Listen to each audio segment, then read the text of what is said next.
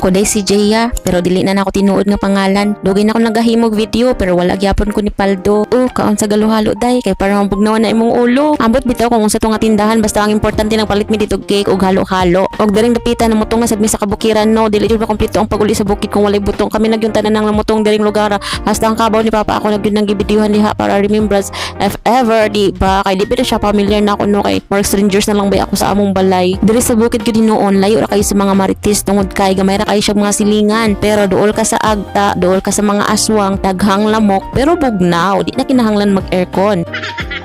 Patag yun po noon kayo ni diri among bukid day. Pwede rin kayo magtambling-tambling diri, pwede mag-tent diri na lang matulog, mag-bonfire, do what you want to do. Enjoy ra po din taon kayo mga bata diri ano, kay nindot ra siya dagandaganan kay wala pud kayo siya mga bato-bato, mga tainos, kabaw daghan.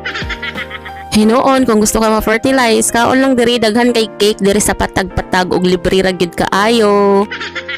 Kung nakita ninyo, dili lang ang mga bata nag-enjoy, hasta po mga tiguang o mga feeling bata. Diba? Picture diri, picture dito. Hala, join po ang mga tigulang. Oy, di po sila magpaalakan si. Sungod kay katagsa naman ng kung mag-ulian sa mong lugar. Ang mga bata, ni dagko na. Ang mga sipunon pa sa una, nga minyo na. Ang mga lugar, daghan na kayo mga changes. Ingon na gyud ang duha ka batuta diri no, pagkatapos nila dagandagan, tumbling-tumbling, ligid-ligid, nangatol na gyud sila og nipahuway na gyud sila kay gikapoy na sila. Og adto ta sa among endless, huy, infinity pool. Huy.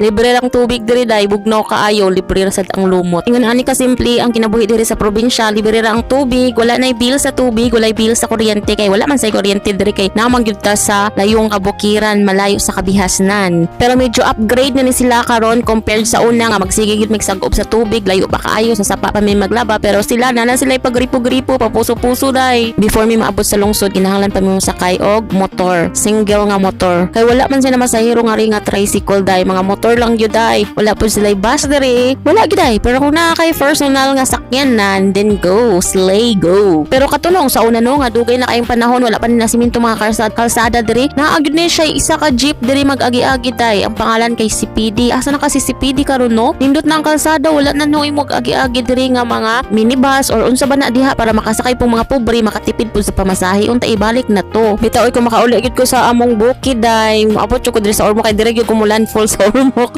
Mura kog bagyo day mulan fall, pero nindot tapod ang Ormoc day, limpyo na kaayo, gilimpyuhan na gyud nila lahi ra gyud ang sa una, sana all. So kana na inyo nakita, mao na ang public market sa Ormoc City nga grabe na gyud kayo ka arrange, kalimpyo day.